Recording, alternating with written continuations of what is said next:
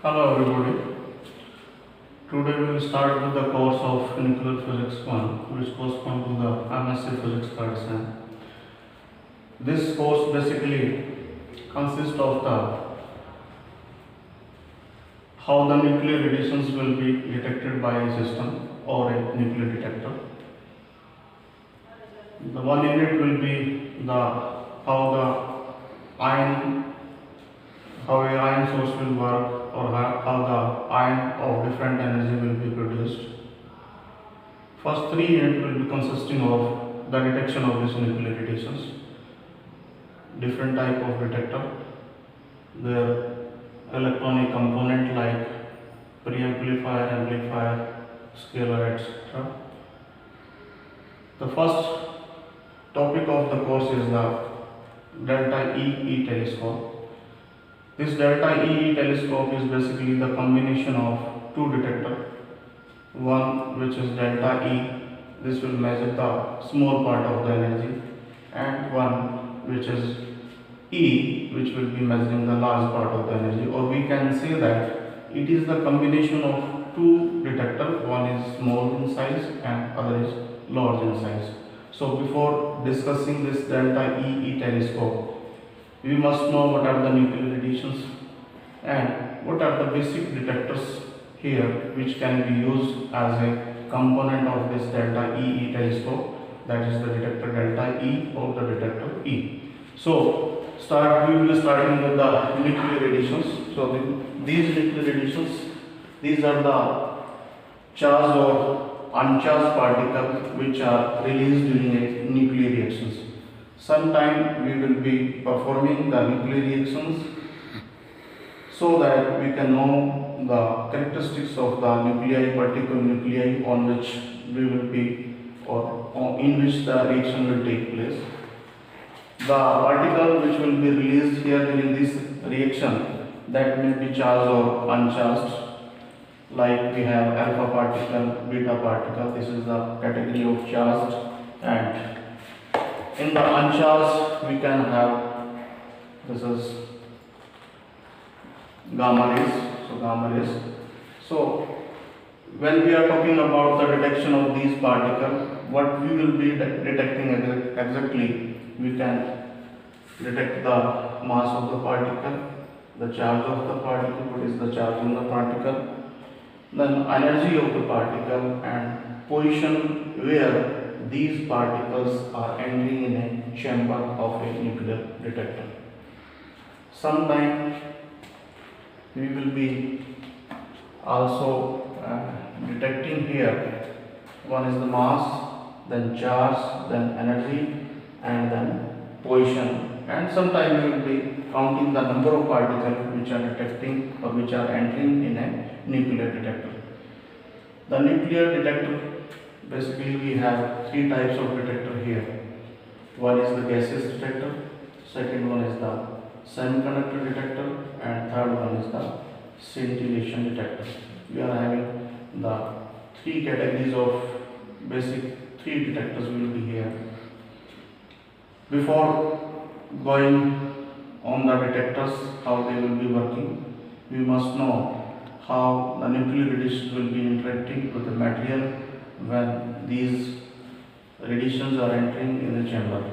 So nuclear radiations, they can interact with the media of a chamber or a detector by two different ways. First, the interaction here, it will be interacting first by the Coulomb interaction. If the particles are charged particles, they will be interacting with the medium through the Coulomb interaction. Coulomb interaction means the charged particle will be interacting with the electron of the atom of the detecting medium. So the interaction will be Coulomb. The energy will be transferred to the electron of the outermost cell. The first, it may be possible the excitation will take place. Secondly, it may be possible the ionization will take place. So the radiations will be interacting through the process of excitation or ionization. Secondly, the uncharged particle like gamma rays, they can interact with the material by the three processes. One is photoelectric effect, second one is Compton effect, and third one is the pair production. So in all these processes of interaction, like if we are saying that the particles are interacting through ionization, then we will be getting a pair of electron and a positive ion in the active medium of the detector. If the gamma rays are interacting through three processes, one is photoelectric effect, Compton effect, and pair production. In all these three processes, we will be getting an electron, or we can say that the energy of the radiations will be appearing as the kinetic energy of the electron, which can be used here, which can be, we can say here, the energy of the electron will be increased, and or this electron will be excited when it will be coming again to the lower energy state, that is the de-excitation will take place, and during this de-excitation energy will be released sometime. This energy release will be in the form of light, and this phenomena is called as scintillation. So the basic principle of detection of the radiation in the gaseous detector and semiconductor detector will be based on the ionization. We will be getting a pair of ion, that is positive ion and negative ion. By applying electric field, we will be collecting these ion pair, and we will be getting an output pulse. The size of this output pulse will be depending on the number of ion pair collected, that will be depending on the number of ion pair produced, which will be again depending on the energy of the nuclear radiations. So the basic principle of these two detectors, one is gaseous and semiconductor, that will be same. In the third type here, we will be detecting the energy of the gamma rays, and the basic process involved is here, that is the scintillation. In this detector, the gamma rays will be interacting through photoelectric effect, pair production, or Compton interaction. Here we will be getting the light flashes. We will be converting the produced light flashes into the electrical signal, and that electrical signal will be again converted into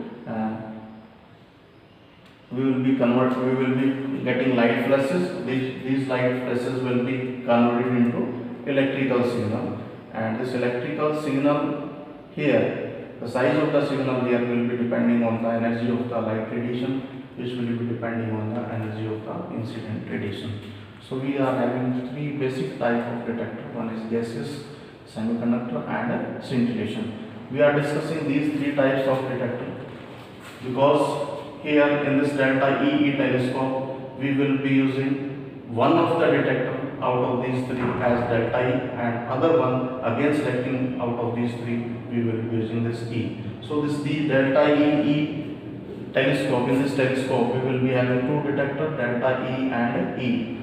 Delta E definitely it is of smaller thickness, and definitely we will see here in case of semiconductor detector, the size of the detector that will be very small. So we will be using generally semiconductor detector as a delta E, and we will be using E as a out of these two, either it is gaseous or this is a scintillation detector. So we are having three type of detector. One is gaseous, semiconductor, and a scintillation. So first we will be briefing the working of these three detectors before going this delta EE telescope. So first one is a gaseous detector. In this gaseous detector, in the simplest form of this detector, we will be having a cylindrical metallic chamber here. This is the cylindrical chamber here, metallic chamber. We will be having a central wire here along the axis of this cylindrical tube, and this is made of tungsten, that is approximately 0.1 millimeter in diameter. The geometry of the cylinder, that will be working as a negative electrode. It is connected with the negative pole of the battery, so it will be working as a cathode, and the central wire, this will be connected with the positive terminal of the battery through this load resistance here. We can say this is an RL. So we are having two electrodes. One is negative electrode, the second one is positive electrode. The radiation will be entering. We will be having a glass or mica window somewhere. So the radiation will be entering in the chamber through that window. In this chamber we will having a mixture of two gases at normal pressure. One is 90% of argon, and 10% of methyl alcohol or ethyl alcohol. What will be the use of this mixture? You can see further. So the radiation will be entering in the chamber. The ionization will take place. You will be getting a pair of positive and negative ions. Here, this is positive ions and negative ions. Now these ion pair, they will be accelerated toward the respective electrode. The positive ion will be moving toward the negative electrode, that is cathode, and the negative ion they are moving toward the central wire. Now as the charge will be collected by these two electrodes, a current will be flowing through this outer circuit here. A voltage drop will be here across this resistance RL.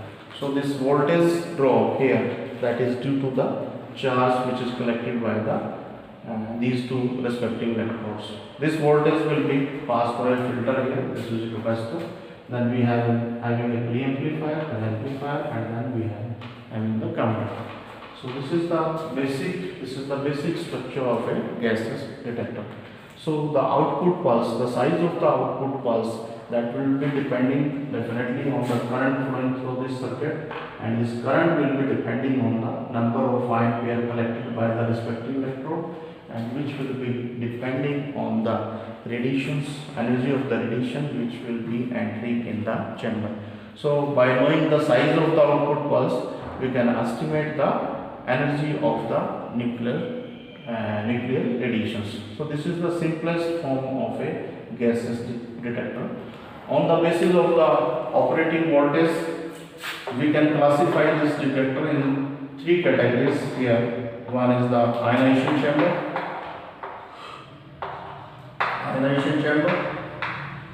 then the Bochner counter,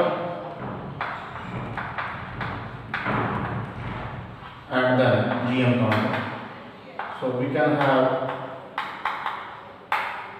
will be operating this gaseous detector in different voltage region, that is the applied voltage. Depending on this applied voltage, we can classify this gaseous detector in three categories. This is the ionization chamber, proportional counter, and GM counter.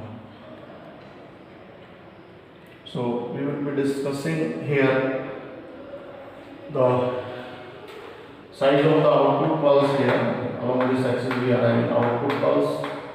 Along this axis we are having the applied voltage.